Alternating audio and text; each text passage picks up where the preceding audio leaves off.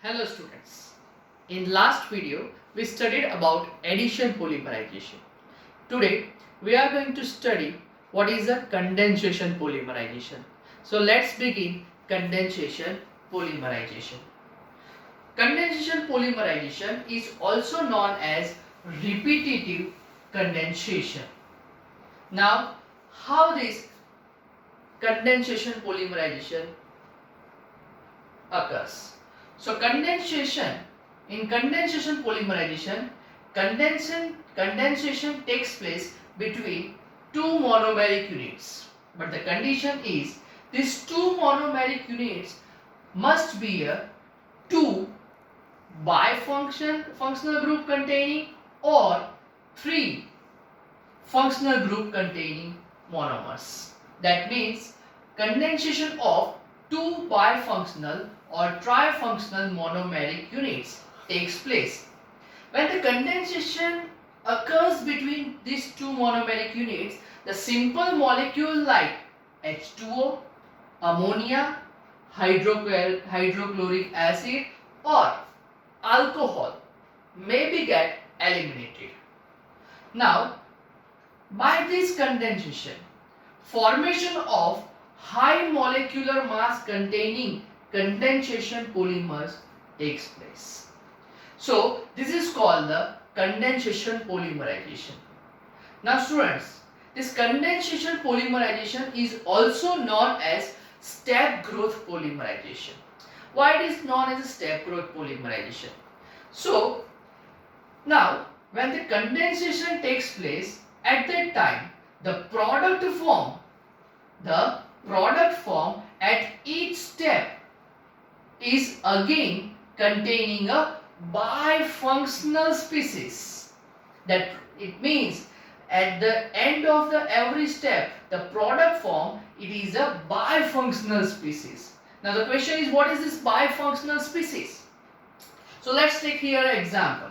Here we have two monomers. This monomer contain bifunctional group.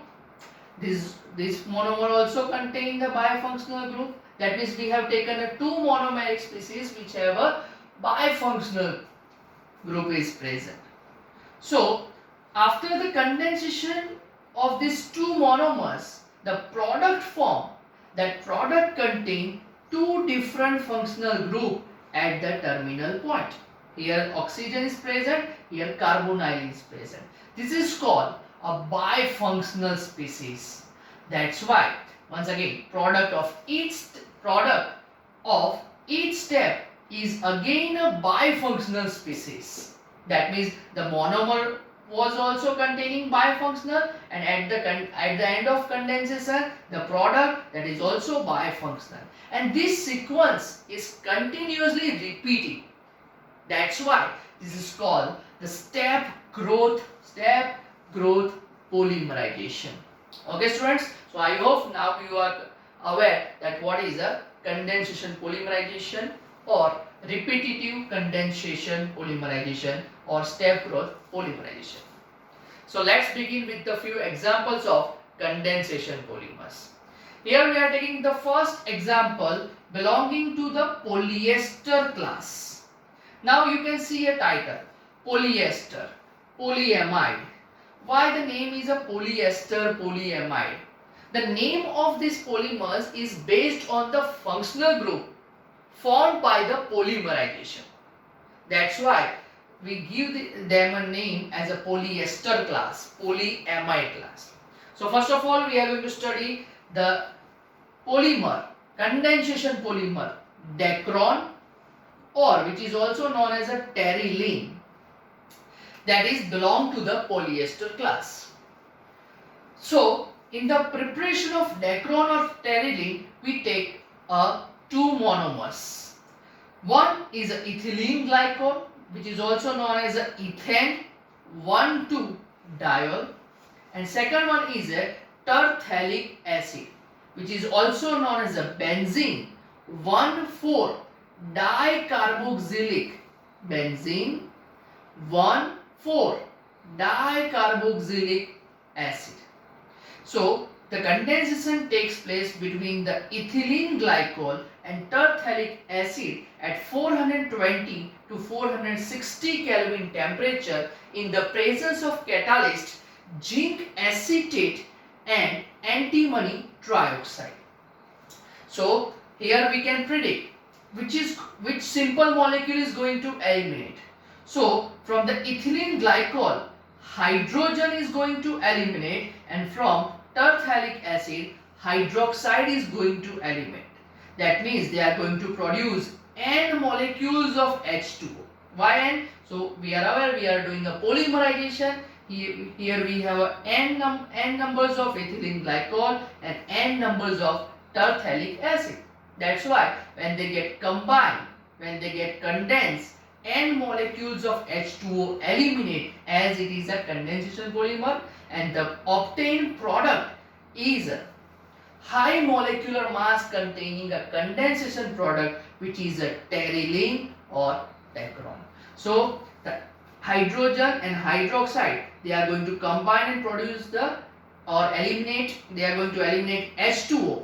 Now we can say, as the hydrogen of this side get eliminated, same time if on the left side of this ethylene glycol tertiary acid may be present, that tertiary acid is going to eliminate OH, and from this OH hydrogen is going to eliminate. So the remaining will be oxygen, then 2CH2, then again oxygen. Now this oxygen is directly going to combine with the carbon of carbonyl group.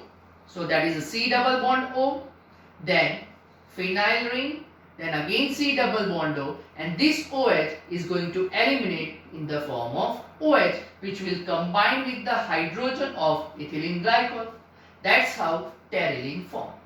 Okay, so this is the example of Dacron or terylene, which belong to the polyester class. This Dacron or terylene is generally used in the preparation of textile like wool, because this is a crease proof. That means if we mix this terylene with the wool, they are going to form a polyester which is not easily get creased. So that is the general use of polyester of terylene or Dacron. Now the second example we are going to study, that is a polyamide. Polyamide. In polyamide class we are going to study nylon. Two examples are given in our textbook. One is a nylon 6,6 and the other one is a nylon 6. As in a previous video we have studied the nylon 6,6, but once again I am repeating nylon 6,6. In the preparation of nylon 6,6 by condensation polymerization, we have to use the two monomers which contain two functional groups in each monomer. This is called adipic acid. Here the adipic acid contains two carboxylic acid functional group, and the second monomeric unit is hexamethylene diamine, as it contains two amine functional group. That's why it is called hexamethylene diamine. So adipic acid and hexamethylene diamine at 553 Kelvin temperature and at high pressure get condensed and produce the polymer which is known as a nylon 6,6. So once again here from the adipic acid OH is going to eliminate, and from the NH2 hydrogen atom is going to eliminate. This hydrogen and OH get combined and produce n molecule of H2O. Same like that, once again from here OH, and from the NH2 hydrogen is going to eliminate. So the remaining part is C double bond O, C double bond O, CH2 4 times, C double bond O. Now this C double bond O is directly going to link with the amine. That's a NH, covalent bond forms between this C double bond O and NH. So that's why here the form structure is CONH, which is known as a amide. That's why this nylon 6,6 is belong from the polyamide class. And then after CH2 6 times, and then a terminal NH, and this is become the repetitive unit of nylon 6,6. So that is the example of nylon 6,6. Now we are moving on nylon 6,6. Nylon 6. See, the upper one is a nylon 6,6 because 6 carbon, 1 plus 4 plus 1, that is a 6, and here 6 carbon of the methylene, that's why it becomes a nylon 6,6. Now the example is nylon 6, only nylon 6, not a 6,6. So to prepare the nylon 6, we have to use the caprolactam. Now the focused on the structure, we have a 5 times CH2, and that 5 times CH2 is combined with the NH and C double bond O. At 533 Kelvin to 543 Kelvin, this caprolactam react with the H2O and it produces nylon 6. Once again, it's nylon 6. Why 6? Because 1 plus 5 carbon, total 6 carbon is here, that's why it is known as a nylon 6. So this both polymers are belong to the polyamide class. Now we are moving another example, which is a melamine formaldehyde polymer. Now melamine formaldehyde polymer, for the preparation of this polymer we have to use two monomers. One is a melamine and second one is a formaldehyde. When melamine and formaldehyde react together, they are going to produce first resin intermediate structure. This melamine react with the NH2 of the melamine react with the formaldehyde and they produce the resin intermediate. Now focus on the structure. N, carbon, carbon, carbon. And the carbon is connected with the 3 amine group. This amine group react with the formaldehyde and they produce the resin intermediate. This resin intermediate further polymerized and produce the melamine formaldehyde polymer. In this melamine formaldehyde polymer, from NH2 it convert into NH. This NH2 convert into NH because this become the reactive site, and this NHCH2OH convert into NHCH2 and OH get eliminated. This OH combine with the hydrogen of NH2 and eliminate the N molecules of H2. Thus it forms the melamine formaldehyde polymers. Okay students, so here we studied the three different examples of condensation polymer. One is a polyester, second one is a nylon, two examples in nylon, one is a nylon 6,6 and second one is a nylon 6, and one is a melamine formaldehyde polymers. Now we are going to study our next example, that is a phenol formaldehyde polymer.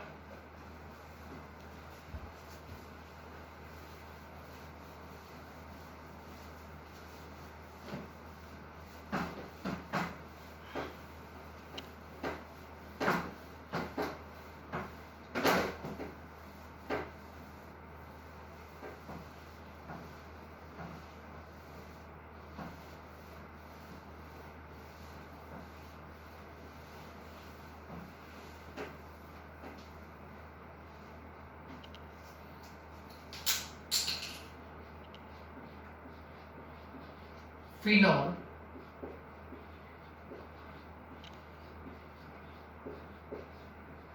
formaldehyde polymer, in which we are going to produce, one is a novolec and second one is a bakelite. Okay, so let's begin the preparation of novolec and bakelite or phenol formaldehyde polymer. So for the preparation of phenol formaldehyde polymer, we are going to use the two monomer. One is a phenol and second one is a formaldehyde, HCHO. Phenol and formaldehyde react together in presence of acid or base catalyst, and they produce a derivatives of, here I am going to write the three structures: OH, CH2OH. Another possible structure is OH, CH2OH, CH2OH,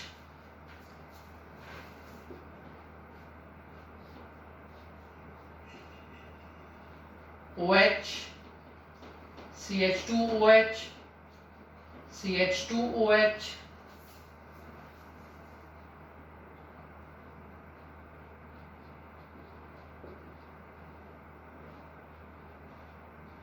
CH2OH. So here we obtain three types of structure. Now this is called ortho and or para hydroxy methyl phenol. Ortho or para hydroxy methyl phenol and their derivatives. This ortho or para hydroxy methyl phenol, that is going to further react and going to produce a linear structure. OH, CH2OH. In the presence of acid or base catalyst, they are going to produce a linear structure. OH, CH2, OH, CH2.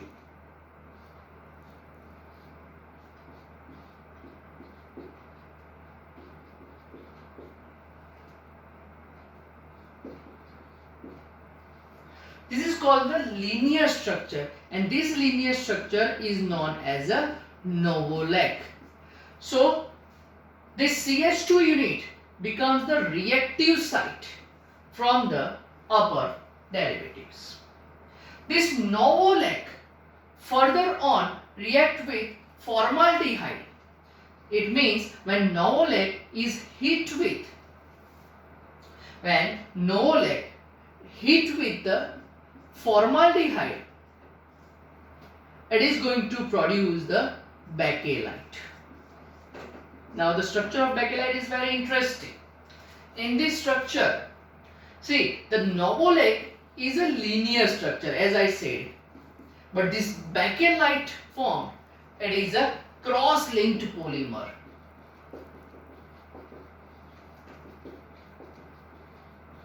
Okay, focus here. First of all, phenol react with the formaldehyde in presence of acid or base catalyst that produce the ortho and or para hydroxy methyl phenol and their derivatives. The first one is a monosubstituted, the second one is a disubstituted, and the third one is a trisubstituted derivatives. Now, this ortho and para hydroxy methyl phenol react further and going to produce the linear form of the structure that is called the Novolec. Novolec is a linear polymer. When this Novolec again react with the formaldehyde, that means the mixture of Novolec and formaldehyde when heat, it is going to produce cross-linked polymer, and which is known as a bakelite. This bakelite is a thermosetting polymer. Which polymer? Thermosetting polymer. If you remember in the classification, I told that there are two polymers. One is a thermosetting polymer and second one is a thermoplastic polymer. So this bakelite is belong to the thermosetting polymer. So the structure of bakelite is very interesting. Here, first we have to draw the structure of Novolec. OH, CH2, CH2,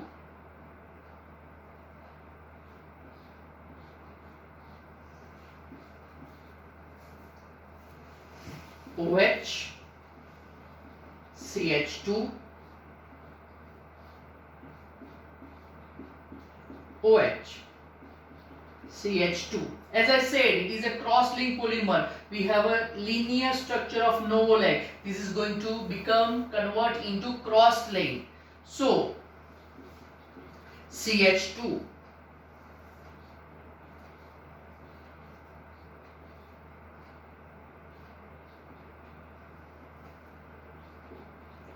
CH2 OH CH2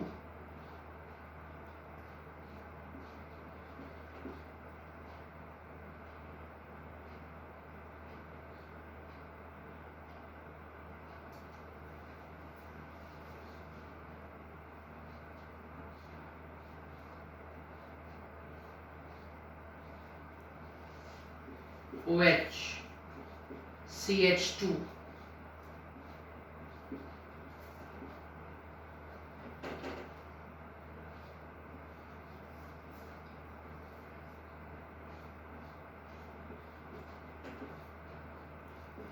CH2.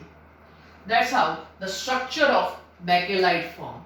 As you can see that the linear structure of novolate is converted into cross-linked polymer because the linear chains are cross-linked by reactive site of CH2, and this is called the bakelite. So the bakelite is once again a thermosetting polymer. It's again remolded. That means if you heat it, then after that on the heating it becomes the fusible, then after cooling it, it becomes the solid. So that is a remolded structure and it is a thermosetting polymer. The structure is called the bakelite. So this is the last example of polymer that is belong to the condensation polymerization. I hope today you must be aware by what is a condensation polymer and different examples of condensation polymerization. If you like today's video, then subscribe it. Thank you all.